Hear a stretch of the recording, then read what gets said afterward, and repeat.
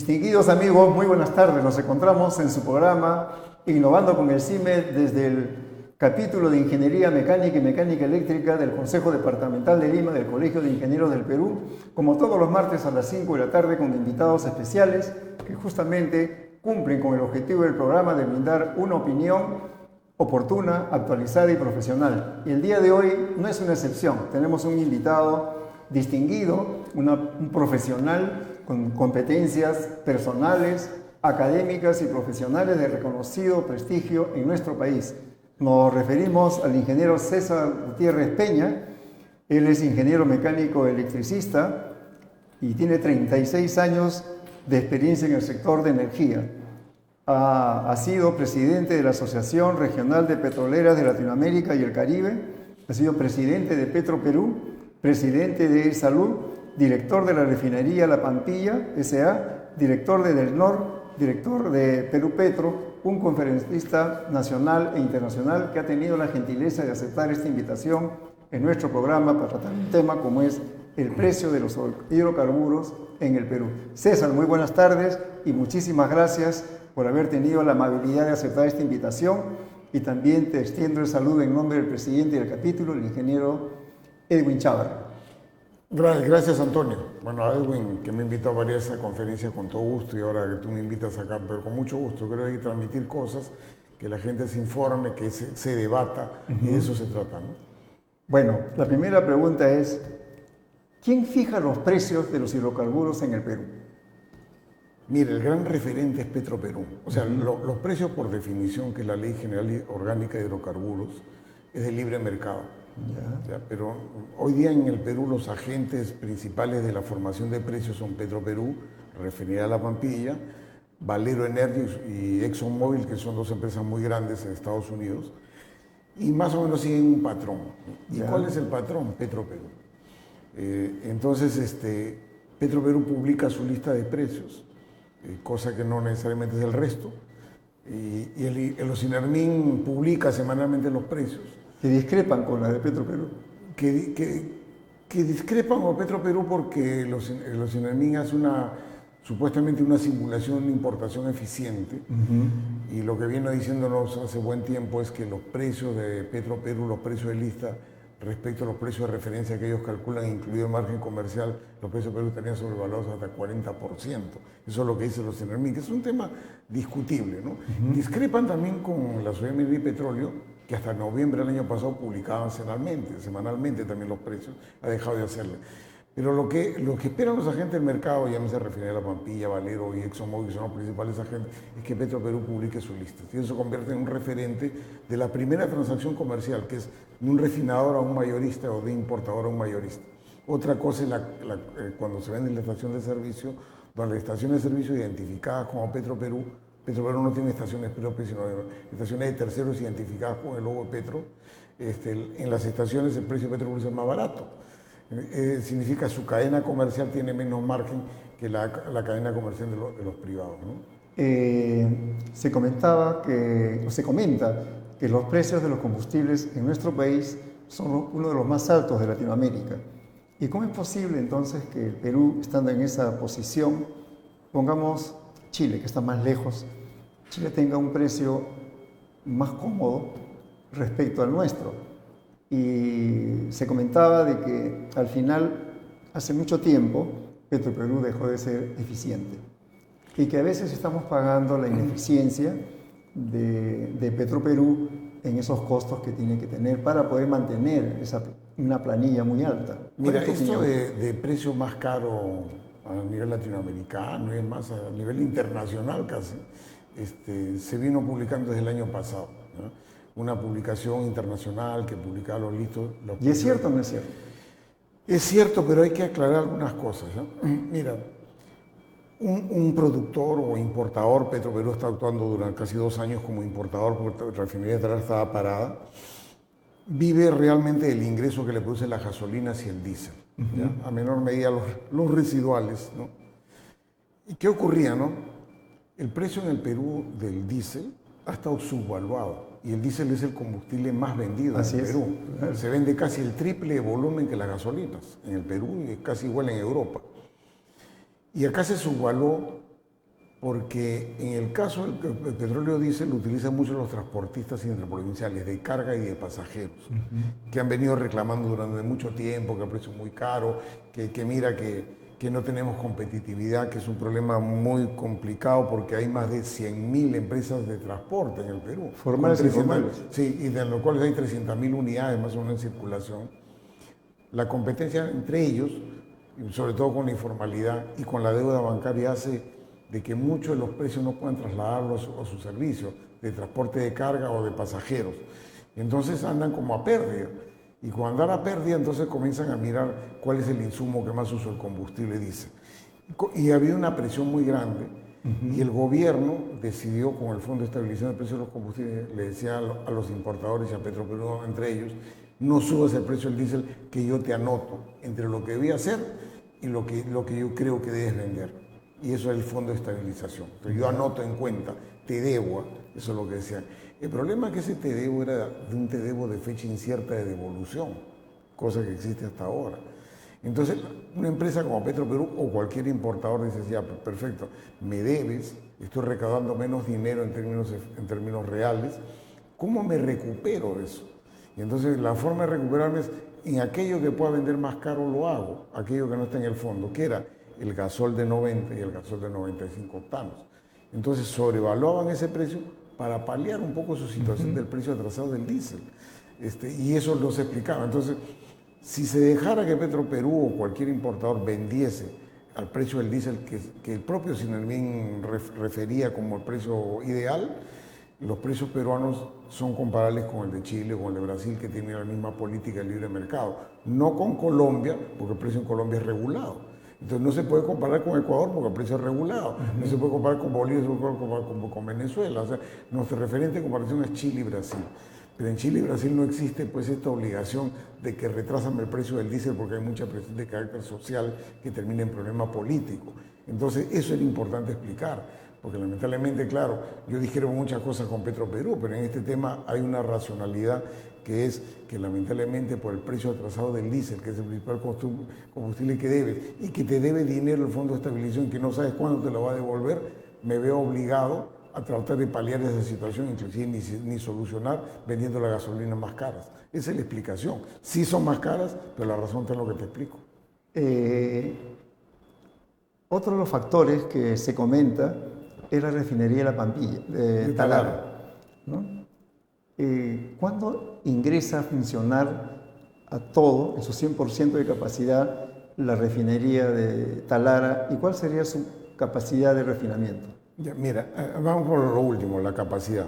Talara es una refinería de 65.000 barriles por día, está subiendo a 95.000.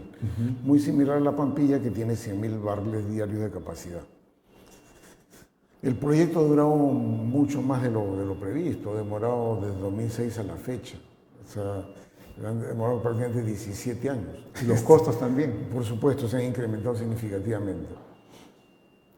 El costo enorme que significará también pagar una deuda enorme, la deuda bordea los 5.200 millones de dólares, de los cuales se va a ir pagando progresivamente hasta el 2032, y que ahí en ese momento, el 2032, inclusive hay que hacer un egreso de pago de bono a 1.000 millones de dólares, y otra parte en el 2047 que hay que pagar 2.000 millones de dólares de bonos adicionales, todavía no se ha internalizado en el precio.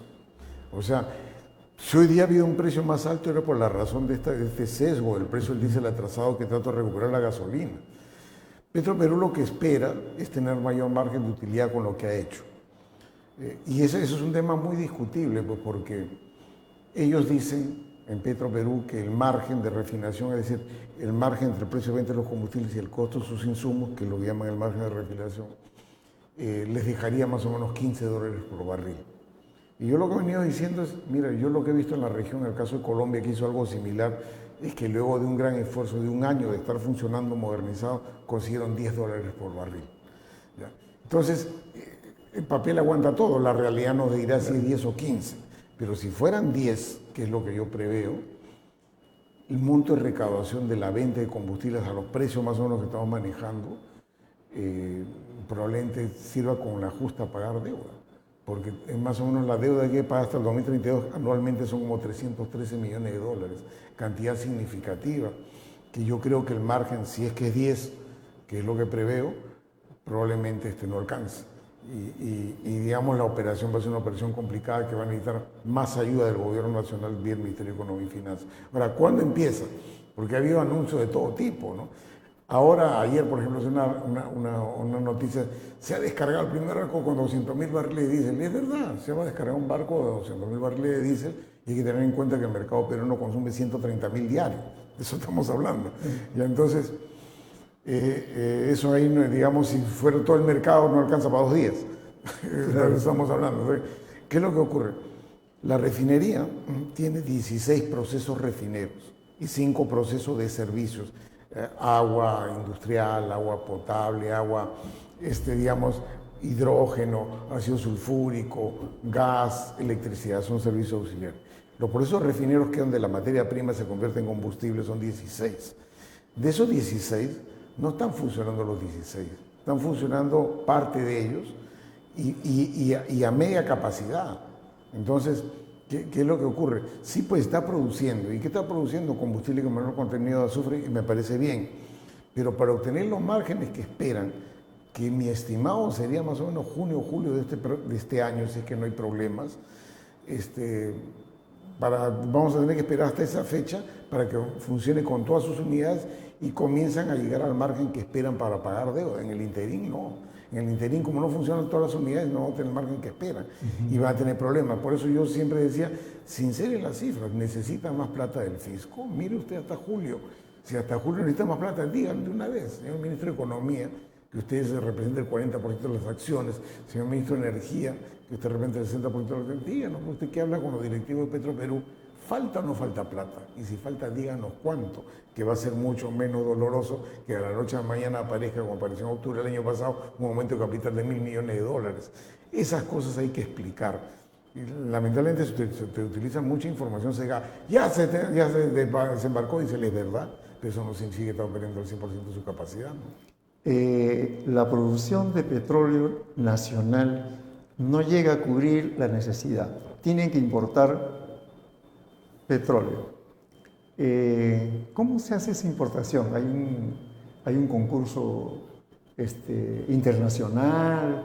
¿Hay una reunión donde se abren los sobres de las propuestas? ¿Cómo es ese tema, César? Miren, en el caso de Petroperú, ¿no? O sea, Petroperú con Talara van a necesitar 95.000 barriles diarios de petróleo crudo.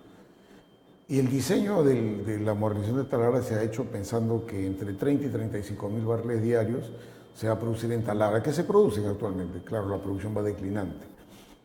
Y entre 60 y 65.000 barriles ha sido diseñado por un petróleo ecuatoriano, que se llama petróleo Napo, que es un crudo pesado. La lógica es que el crudo pesado cuesta menos, cuesta como 15%, 16% menos que el petróleo ligero. Y al estar utilizando un combustible, un crudo de menor precio, tengo más margen, esa es la lógica. De menor calidad. En menor calidad, para pero producir un producto de mayor calidad. Mayor calidad, porque justamente de eso se trataba el proyecto de modernización. Pero ¿qué es lo que ocurre, no? Yo he sido muy crítico en los procesos de Petroperú. Petroperú concursa, pero es un concurso misterioso, donde no todos nos enteramos, porque está bien que tenga un conjunto de empresas registradas que pueden vender el servicio, eso está bien, porque cualquiera no puede vender. Tengo que tener la seguridad que aquel que ganó me va a cumplir. Si no me cumple, me va a tener un problema, porque yo compro con 60 días de anticipación. Entonces está bien que estén entre empresas registradas, se les invite. Pero de ahí para adelante es una caja negra, porque dice, ¿a quién invitaste? ¿A todos? Una parte, públicalo, ¿no? Y cosa que he venido reclamando años. No lo han hecho. No lo han hecho. Y lo otro decía, ya, una vez que he publicado, de los invitados, ¿cuántos participaron? Porque no todos los invitados participan, ¿no? ¿Y cuál es su oferta? ¿Cómo es que ganó el que ganó o cómo es la oferta el que perdió? No lo han hecho. Entonces yo he sido muy crítico en eso. Es más, yo he reclamado muchas veces a la Contraloría General de la República públicamente, pero el Contralor pues, prefiere de repente ver a un alcalde distrital por una cosa menor. Estamos hablando aquí de compras entre hidrocarburos, combustibles, porque se importa diésel, Petroperú iba a seguir importando diésel, porque compra biocombustibles, etanol, biodiesel, todo eso hace $3.800 millones por año. Entonces, este pedido que yo he venido haciendo al Contralor, que está desde el 2017, al cierre del año pasado, se han pasado 5 años que está en el cargo, Entonces ha visto pasar 19 mil millones de dólares de adquisiciones. No los ha visto. Y la pregunta es, ¿nunca pasó nada? ¿Tiene algún informe? Díganos algo, pues, ¿no? Y no nos dice nada. Entonces eso genera una suspicacia. Petroecuador, que es Petroecuador es proveedor en el caso peruano, es el crudo napo que se vende de Ecuador, lo produce Petroecuador, recién, que ha sido muy discutible, muy penalizado, muy señalado, hay funcionarios de Petroecuador detenidos, condenados inclusive, recién la semana pasada abrió la información pública, o sea, comenzó a transmitir en directo, así como esa televisión cerrada, de los concursos de proveedores, y de los concursos de aquellos que le compran a Petroecuador, porque le compran los comercializadores, los refinadores. Se empezó a hacer público, entonces yo le he dicho, bueno, ya pues es un gran referente, Petroecuador ha sido muy señalado, criticado, condenado, lo que quieran. Mira, ahí tenemos un referente. Ahora es muy fácil tener una señal de televisión, transmítelo usted por internet, transmiten los concursos y todos nos enteramos. ¿Por qué estimas tú que no lo hacen? ¿Intereses? Yo ya la verdad que no entiendo. No hay una explicación lógica. No, yo no encuentro una racionalidad. Se han opuesto, pero con mucha vehemencia a su oposición, diciendo como que si fuera una cuestión secreta. No puede ser secreto esto. O sea, claro, uno diría, pero es un secreto comercial, tiene competidores. Pero no es secreto comercial. ¿Por qué? Porque cuando entra la importación, yo entro tranquilamente a la página de aduanas y sé a quién le compró y a cuánto le compró. Lo que no sé es con quién compitió y cómo que ganó. Entonces, eso de secreto no tiene nada de secreto. Entonces genera grandes suspicacias la actitud vehemente de no querer mostrar la información. Y creo que hay que seguir exigiendo, y el Contralor hay que seguir exigiéndolo, porque yo pues lo veo que sencillamente al cabo de 5 años, 19 mil millones de dólares por medio que se han comprado, ninguna exigencia, ningún informe sobre el particular. ¿Y el Ministerio de Energía y Minas tampoco interviene? Ni el Ministerio de Economía. Hay que recordar que el Ministerio de Economía representa el 40% de las acciones vía el ministro y viceministro de Economía, viceministro de Hacienda y ministro de Economía y Finanzas. Y en el caso de Energía y Minas tiene 3% del directorio que representa el 60% de las acciones, que es el ministro de Energía y Minas, el viceministro de Hidrocarburos y el secretario general del Ministerio. Entonces tampoco. La Junta de Accionistas, en un acto de transparencia, debería decirle a los directivos de Petroecuador, exhibe usted la información, no tenemos nada que esconder, y eso hará mucho más confianza a los agentes económicos. Y tampoco el legislativo dice nada. El legislativo ni se entera, no entiende cómo funciona esto. Claro. Mira, yo he publicado cientos de artículos de esto, ¿verdad? No exagero cuando te digo cientos.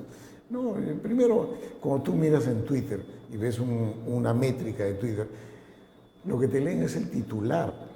Entonces, cuando tú entras al detalle de la métrica, tiene, no sé, 3.000 impresiones, o sea, 3.000 personas que vieron el titular. ¿Cuántos leyeron? 20, 30 personas.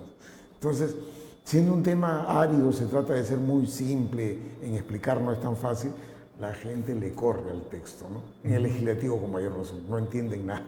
No se quieren comprometer. No se quieren comprometer, no se quieren enterar, porque es más grave. Claro, porque la lectura podría ser difícil, pues convoque a las personas que opinan de eso. Así es. Y se enterarán y preguntarán, pero no, y eso es años, ¿no? César, dime, para nuestro país, ¿ha sido beneficioso la refinería de Talara o no se sabe si será beneficioso?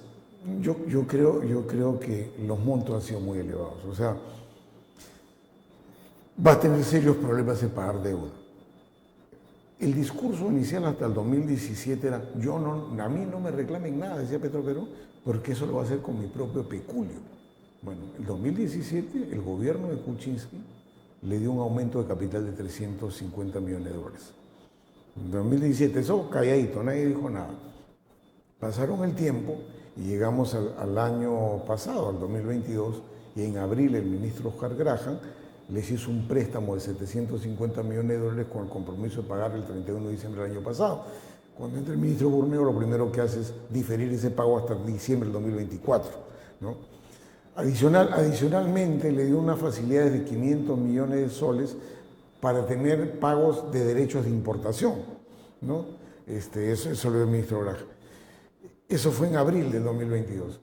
En octubre del 2022, el ministro Burneo le hizo un aumento de capital de 1.000 millones de dólares y le dio una línea de crédito de 500 millones de dólares para importaciones. Entonces, si contamos, ahí nomás va más de 2.000 millones de dólares. Es que ese discurso que me decían, no necesito al fisco, sí necesitas al fisco.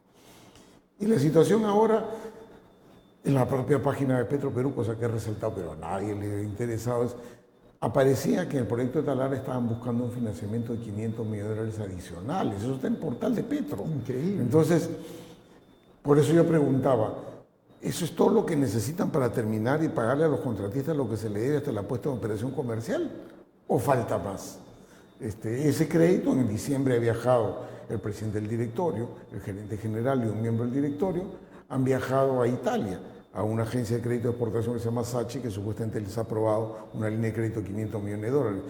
Para eso el Ministerio de Economía y Finanzas tiene que emitir una resolución ministerial autorizando el crédito, tomar el crédito. Todavía no ha ocurrido, pero en los próximos días va a ocurrir, porque no por gusto no lo necesitan, lógico, más deuda. Y la pregunta nuevamente, ¿ahí termina? ¿Falta más? ¿Cómo es? Y eso es una cosa que vengo exigiendo hace meses y creo que el Ministerio de Economía debería decirnos. Porque miren, este festín, 750, claro. 1000, ya no es poca cosa. Sinceren la cosa y veremos qué hacer con Petroperú, más aún cuando ahora se le da un lote 192. ¿Que le quieren dar a Petroperú?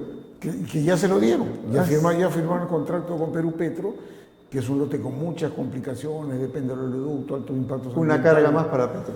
Entonces, ¿de dónde? Pues, ¿no? Por eso es importante que se sinceren las cifras para ver qué es. Y ahora el discurso es, como se vencen ahora entre noviembre y diciembre 4 contratos de lotes petroleros en Talara, que es el lote 5, 6, 7 y el Z2B, se lo quieren dar a Petroperú. Y la pregunta es, ¿necesitan o no necesitan inversión? Porque si necesitan inversión, la pregunta es, ¿de dónde saldrá? Porque hoy día usted su línea de crédito está copado a tal punto que en octubre del año pasado no tuvieron capital de trabajo para importar y se generó un desabastecimiento cerca de 2 semanas. Entonces, esa cosa hay que sincerarla. Y cuando uno menciona estas cosas, pues se convierte en enemigo del Estado, en enemigo de las empresas del Estado. No, yo creo en las empresas del Estado. Y aquí en el Perú funcionan empresas estatales. El caso, por ejemplo, de Cáliga, es una empresa participada por la Municipalidad de Bogotá. El caso de Contugás, es una empresa 100% de la Municipalidad de Bogotá. La red eléctrica del Perú, 70% de la red peruana, de Energía de Bogotá, es una empresa municipal colombiana. Engie es una empresa estatal francesa, Enel es una empresa estatal italiana. O sea, no nos desgarremos la vestidura de empresas estatales. Lo que exigimos es que sean transparentes con sus cuentas para saber cómo nos manejamos, ¿no? Y sobre todo, pedir que Petroperú se convierta en una empresa estatal eficiente. Y primero para eso sinceremos las cuentas, claro. ¿no? Sinceremos las cuentas para saber qué viene, porque las empresas petroleras en el mundo primero se convirtieron en hidrocarburíferas, es decir, petróleo y gas. Y luego han ido a lo que llaman la transición energética, es decir, conviértete en producir probablemente electricidad y entran rubros renovables porque se va desplazando las energías no renovables como los hidrocarburos. La migración está ocurriendo. Repsol en España ya tiene una capacidad de generación en base a gas, como un actor más del sector eléctrico, equivalente casi a toda la demanda peruana de electricidad. Entonces, eso le llaman la transición energética. Y Petroperú va a tener que entrar necesariamente a eso. Pero para eso, sepamos qué hay, cuál es el rumbo que vamos a tener, porque andamos a tumbo sin sincerar las cifras. ¿Cuál es tu opinión y cuál va a ser la incidencia? Porque se habla ahora de la masificación del gas. Están desde el 2012, creo, proyectos van, vienen, van, opinan, recortan, y todavía recién hay un proyecto de ley que no lo han aprobado. ¿Cuál crees tú que va a ser la incidencia de la masificación del gas en el precio de los hidrocarburos? Mira, todo el mundo se fue contracorriente de repente, ¿no? Yo he sido un opuesto a la masificación del gas. Y te explico por qué. O sea, digamos, masificar significa buscar la universalización que todos tengan, ¿no? Hoy día tenemos 1,5 millones de conexiones, en el Perú deberían haber 8 si es que queremos universalizar. La pregunta es, ¿cuánto cuesta y quién pone la plata? Esa es la pregunta, ¿no? Y las cifras que voy a dar son cifras de preinversión. O sea, preinversión, el año 2021 fracasó después de 7 años de un proceso de masificar el gas en 7 regiones, Alto Andino. Según Proinversión, entre redes y las conexiones, entender redes y cuantibilizarlas por usuario, o sea, invierto una cantidad de dinero y digo, para una cantidad de usuarios que eran 108.000 yo saco esa inversión entre 108.000, ¿cuánto cuesta cada usuario? Tendido de redes, $1.950. Pero si le aumento los derechos de conexión, el costo de acometida, el sistema de instalaciones internas, eso sube casi $3.000. Entonces, si queremos hacer 100.000 conexiones, que es lo que se espera en esta región, necesito $300 millones. Y la pregunta es quién lo pone, porque ningún privado le interesó y fracasó el proceso. Entonces, el proyecto de ley que tú refieres en el Congreso dice, cárguese un adicional al Fondo de Inclusión Social Energética, o sea, más al bolsillo del ciudadano. Claro.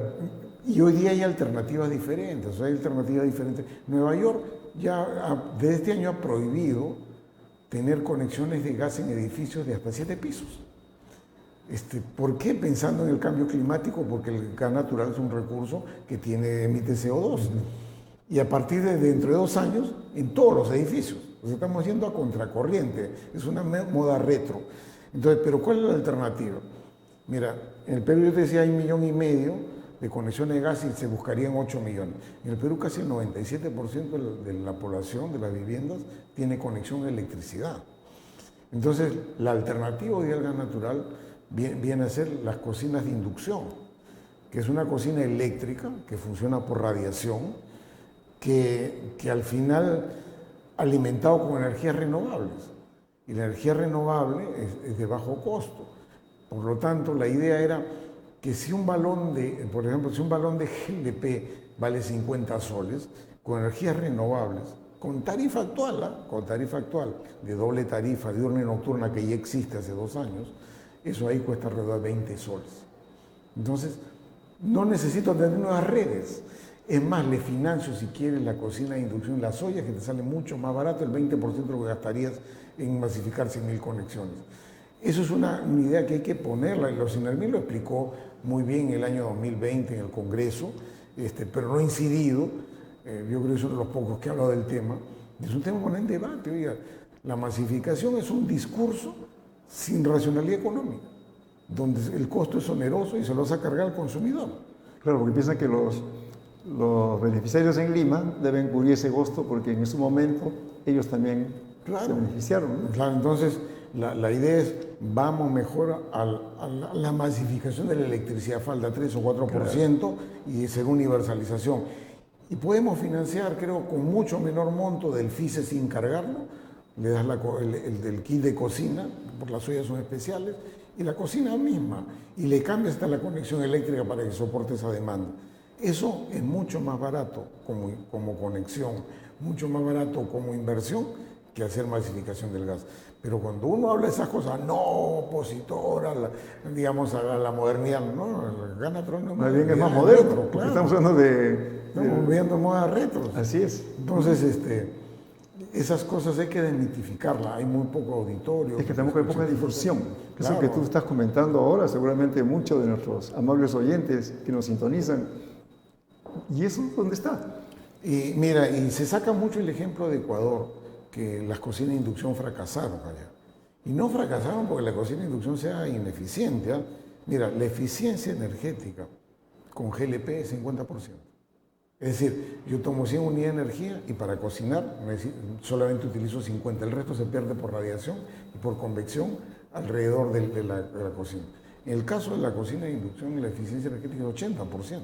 Y eso permite que con menor cantidad de energía puedo transmitir y hacer la misma función que el GLP. Y el gas natural es menos eficiente todavía que el GLP. Claro. Entonces, esas cosas no se quieren hablar. Esas cosas suenan mal, pues. Es mejor darle una concesión a alguien que la quiere, la pide, le exige, pero con dinero del Estado. Si los concesionarios están convencidos pues que el gas natural va a salir, le digan, pon tu plata, pues. Pon tu plata y ahí te creo, ¿no? Pero no la pone porque sabe que no es rentable. Entonces, esas cosas hay que desmitificarlas, hay que transmitirlas. Y el caso ecuatoriano, ¿por qué fue mal ejemplo? Porque el caso de la cocina de inducción reemplaza al GLP. El gran problema que tenía en Ecuador es que el GLP está subsidiado. Entonces, yo no puedo comparar con eficiencia sobre un precio subsidiado.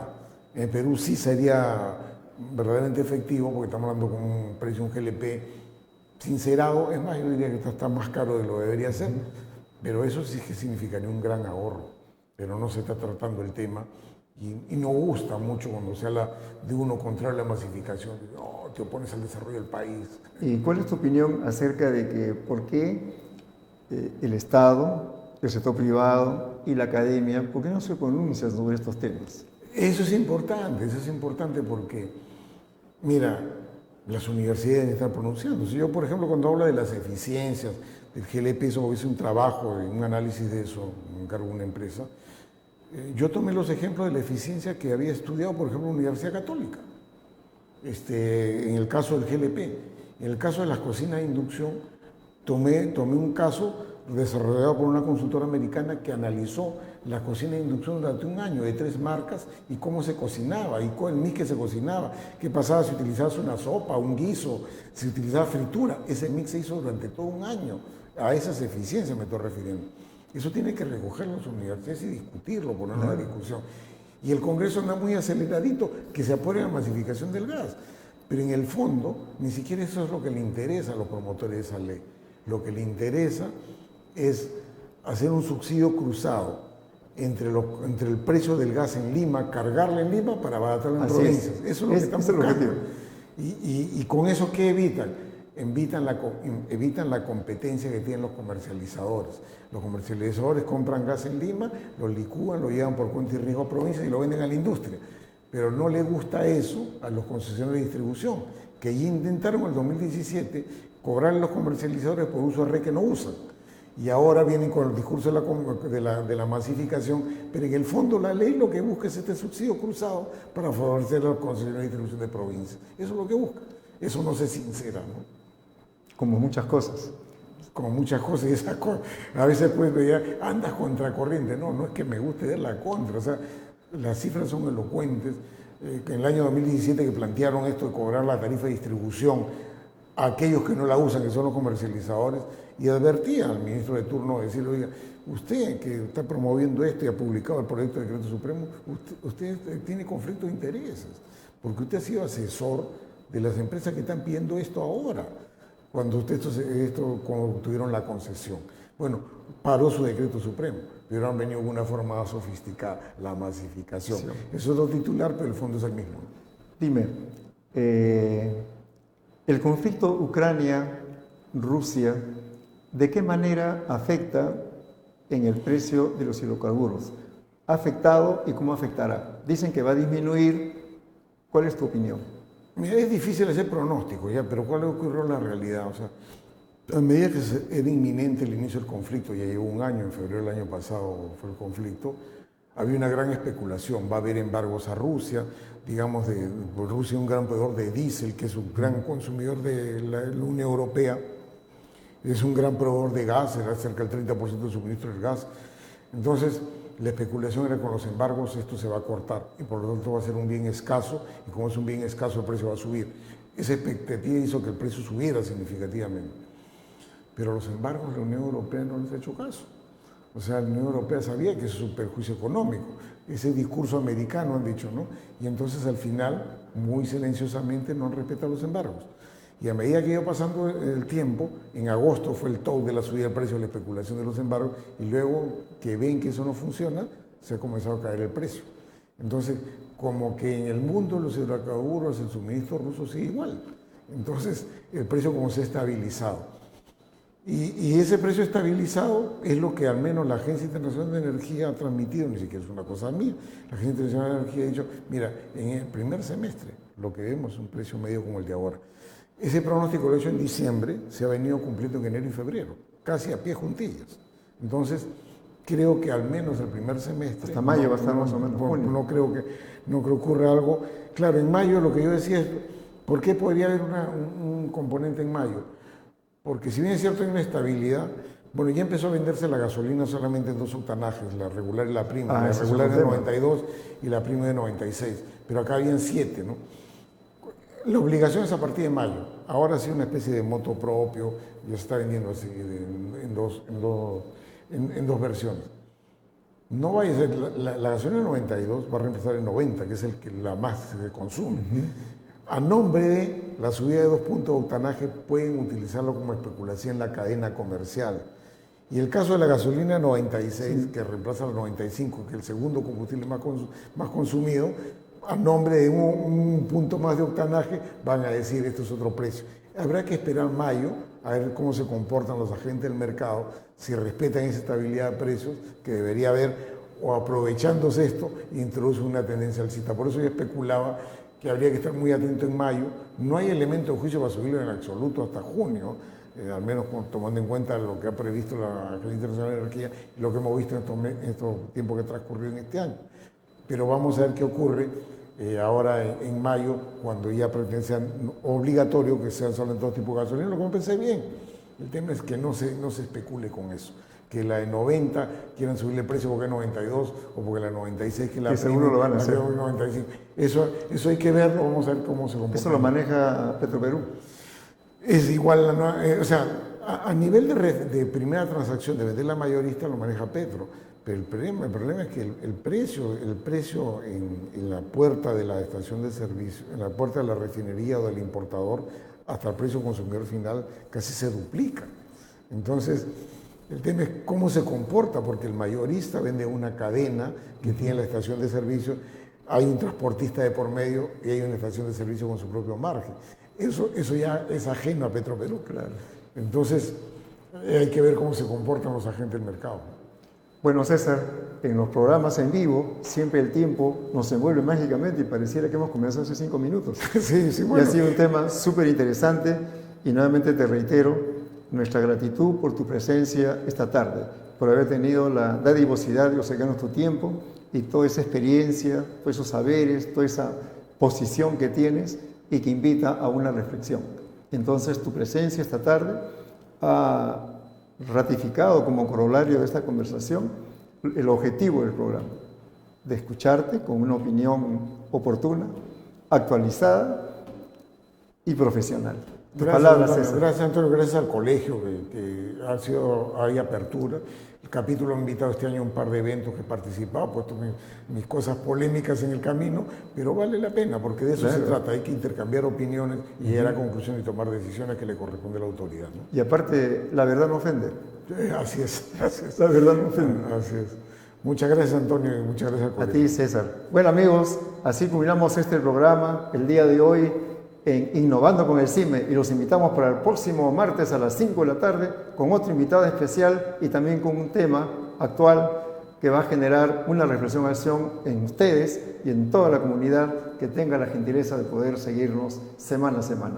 Muy buenas tardes, hasta el próximo martes. Gracias, César, nuevamente. Gracias, Antonio. Felicidades.